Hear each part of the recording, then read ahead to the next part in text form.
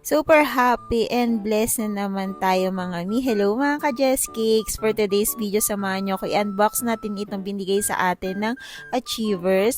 And i-take ko na rin itong opportunity na to para magpasalamat kay Ma'am Jinky, Sir Jericho, Sir Reynald, and sa lahat ng Achievers family, lalong-lalo na kay Sir Ricky, sa pagbibigay sa amin ng opportunity na mapasama at display ng mga gawa namin ng WOPEX. Talagang hindi pa rin ako makapaniwala na isa ako sa mga napili nila. Sa tunay, mixed emotion pa rin ako kasi sabi ko parang hindi ko deserve na mapasama or mapasali sa mga ganon event.